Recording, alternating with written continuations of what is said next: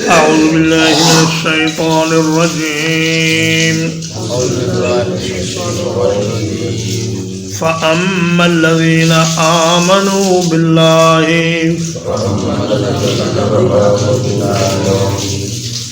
پس پھر وہ لوگ جو ایمان لائے اللہ کے ساتھ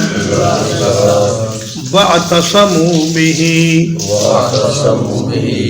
اور مضبوطی سے تھام لیا اس کو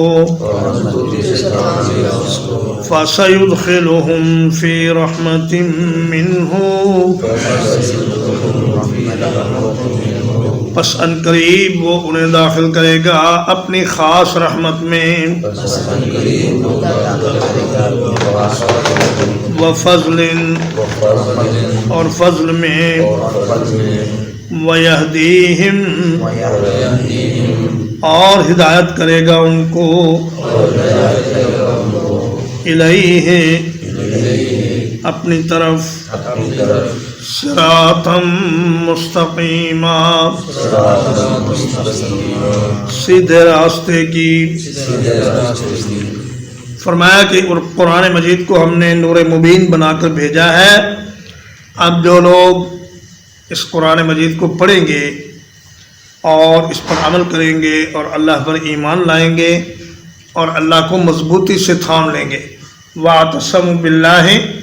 یعنی وَاعْتَصَمُوا بِحَبْلِ اللَّهِ کہ اللہ کی رسی کو انہوں نے مضبوطی سے تھام لیا قرآن مجید کو اور اپنی زندگی کا تمام طریقہ کار اور ہر لمحہ اس قرآن کے مطابق بنا لیا تو ان کو ہم عنقریب اپنے خاص فضل و رحمت میں داخل کر لیں گے اور ہم انہیں اپنی طرف آنے والے سیدھے راستے کی رہنمائی عطا فرمائیں گے. نبی کریم صلی اللہ علیہ وسلم نے ایک بڑی لکیر کھینچی درمیان میں اور اس کے دائیں بائیں کچھ چھوٹی چھوٹی ٹیڑھی میڑھی لکیریں بنائیں اور فرمایا کہ ان ھذا صراطی مستقیما فاتبعوہ ولا تتبعوا السبل فتفرق بکم عن سبیلہ. فرمایا یہ سیدھی لکیر میرا راستہ ہے، اس پر چلتے رہو، سیدھے جنت میں پہنچ جاؤ گے اور ادھر ادھر کے راستوں میں نہ بھٹکو اور نہ کسی کی بات سنو، صرف اللہ اور اس کے رسول کے فرمان پر عمل کرو تو تم سیدھے اللہ کی رضا اور جنت کی منزل حاصل کر لو گے. یستفتونک آپ سے فتویٰ طلب کرتے ہیں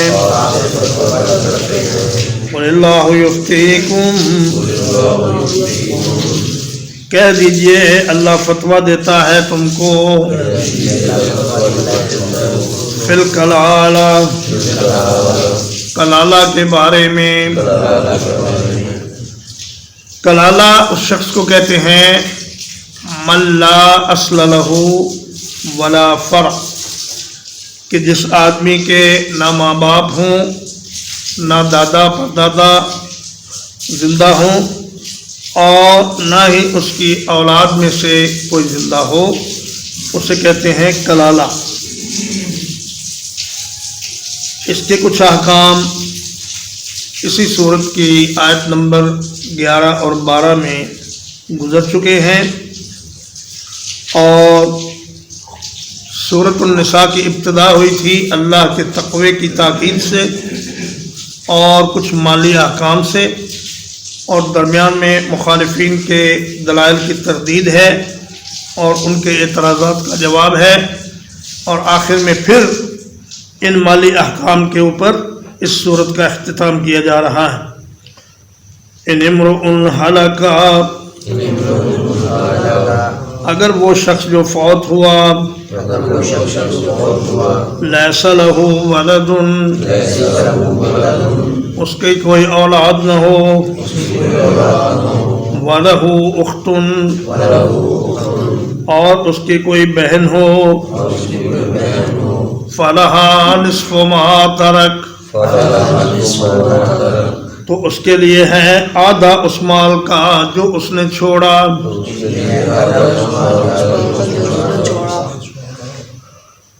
فرمایا کہ ولد کا لفظ بیٹا اور بیٹی دونوں پر استعمال ہوتا ہے. اگر فوت ہونے والے شخص کا نہ بیٹا ہو نہ بیٹی ہو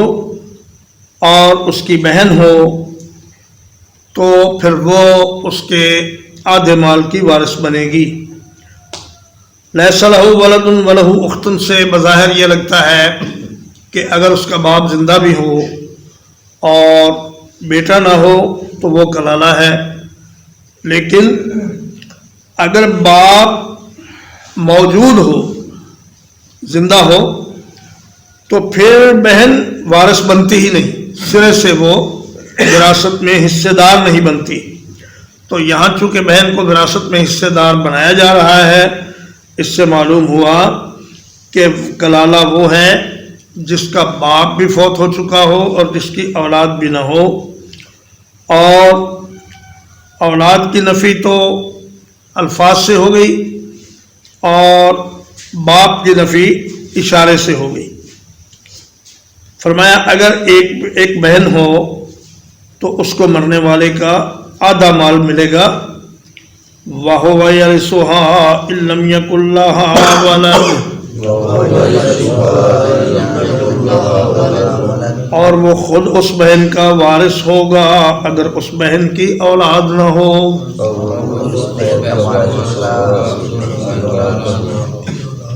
یعنی اگر بہن فوت ہو جائے تو پھر جو ایسا شخص کہ جس کی اولاد بھی نہیں اور جس کے ماں باپ بھی نہیں، وہ پھر اپنی بہن کا وارث بنے گا اس شرط پر کہ بہن کی اولاد نہ ہو. اگر بہن کی اولاد ہو تو پھر تو اولاد وارث بنے گی، لیکن اگر اولاد نہ ہو تو پھر یہ بھائی اس کا وارث بنے گا جیسے وہ بہن اپنے بھائی کی وارث بنی تھی. فَإِنْ كَانَتْ اثْنَتَيْنِ، پر اگر بہنیں دو ہوں، فَلَهُمَا الثُّلُثَانِ مِمَّا تَرَكَ، تو ان کے لیے 2 ثلث ہے اس مال کا جو وہ چھوڑ کے جائے. بہنیں 2 ہوں یا 2 سے زیادہ ہوں، 3 ہوں، 4 ہوں، 5 ہوں، تو ان سب میں 2/3 مال تقسیم کیا جائے گا. یعنی 66.7% جو بھی اس کے مال کا حصہ ہوگا وہ ان بہنوں میں تقسیم کیا جائے گا اور باقی دیگر رشتہ داروں کو دیا جائے گا. وَإِنْ كَانُوا إِخْوَةً رِجَالًا وَنِسَاءً، اور اگر اس کے بھائی اور بہنیں اکٹھی ہوں، یعنی اس کے کچھ بہنیں ہیں کچھ بھائی ہیں اور اکیلی بہنیں نہیں ہیں بلکہ مکس ہیں بہن بھائی، فَلِلذَّكَرِ مِثْلُ حَظِّ الْأُنثَيَيْنِ، تو پھر مرد کو 2 عورتوں کے برابر حصہ ملے گا. یعنی 2 ثلث مال میں پھر وہ سارے بہن بھائی اس طرح شریک ہوں گے کہ مرد کو دگنا اور بہن کو آدھا. یبین اللہ لکم ان تضلوا، اللہ کھول کر بیان کرتا ہے تمہارے لیے یہ کہ تم گمراہ نہ ہو جاؤ. ان تضلوا یعنی اللہ تضلوا، کہ تم گمراہ نہ ہو جاؤ. واللہ بکل شیء علیم، اور اللہ تعالیٰ ہر چیز کے ساتھ پورا علم رکھنے والا ہے. فرمایا یہ وراثت کے فیصلے اللہ نے خود فرما دیے اور وارثوں کے حصے خود اس لیے مقرر فرمائے کہ اگر یہ فیصلے تم پر چھوڑ دیے جاتے تو تم اس میں بہت غلطیاں کرتے. چونکہ تمہیں پتہ نہیں کہ کس آدمی کی ضروریات کیا ہیں اور کس کو کتنا دینا ہے، اور اللہ تبارک و تعالیٰ کو چونکہ ہر چیز کا علم ہے اس لیے اللہ نے یہ فیصلے خود فرما دیے تاکہ تم بھٹکنے سے بچ جاؤ اور سیدھے راستے پہ رہو اور اللہ کی شریعت پر گامزن رہ کر صحیح صحیح فیصلے کرو اور غلطی سے بچو۔ اگر کسی شخص کی صرف بیٹیاں ہوں، بیٹے نہ ہوں، تو ان کے لیے بھی یہی حکم ہے کہ ان کو 2/3 مال ملے گا اور باقی مال دیگر رشتہ داروں میں تقسیم ہوگا۔ چلیں جی ایک بار پھر پڑھ لیں۔ یہ دیگر رشتے داروں میں سے کون سے؟ چچا، ماموں، خالائیں، وہ جتنے قریبی، جو جتنا قریبی ہوگا اتنا اس کو ملے گا۔ فَأَمَّا الَّذِينَ آمَنُوا، پس وہ لوگ جو ایمان لائے، باللہ، اللہ کے ساتھ، وَاعْتَصَمُوا بِهِ، اور اسے مضبوطی سے تھام لیا۔ اعتصام کا معنی ہوتا ہے کسی چیز کو اچھی طرح قابو کر لینا۔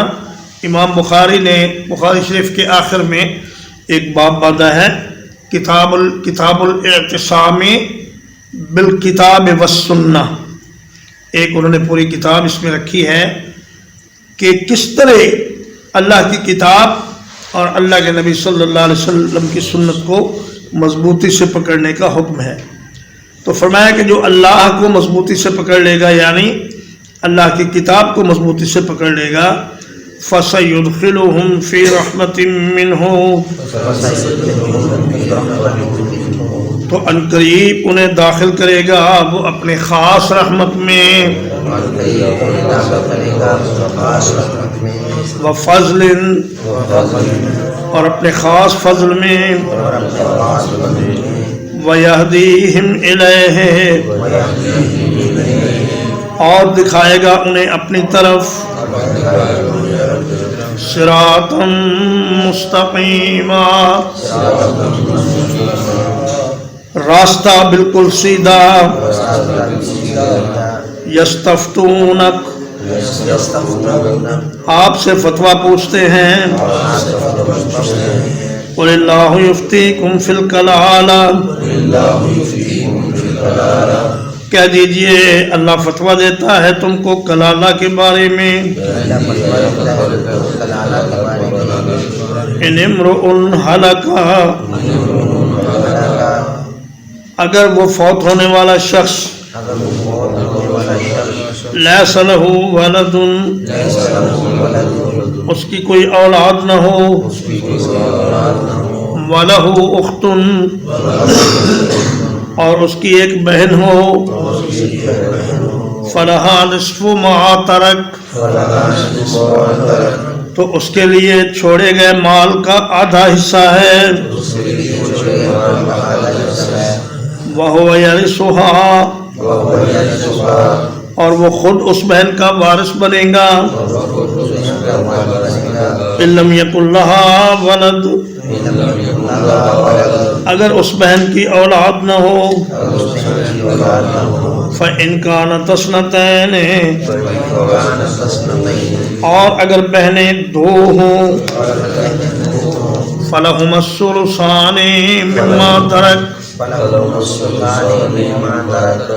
تو ان دونوں کے لیے 2/3 مال ہے جو اس نے چھوڑا۔ وَإِن كَانُوا إِخْوَةً رِجَالًا وَنِسَاءً،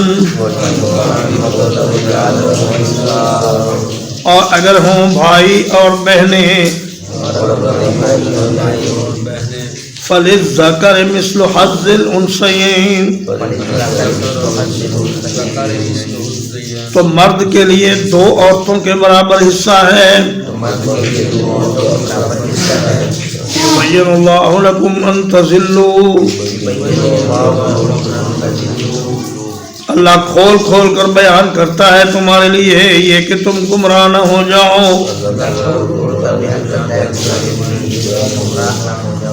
واللہ بکل شیء علیم، اور اللہ ہر ایک چیز کے ساتھ پورا علم رکھنے والا ہے۔ وصلی اللہ علی نبینا محمد و آلہ وصحبہ اجمعین.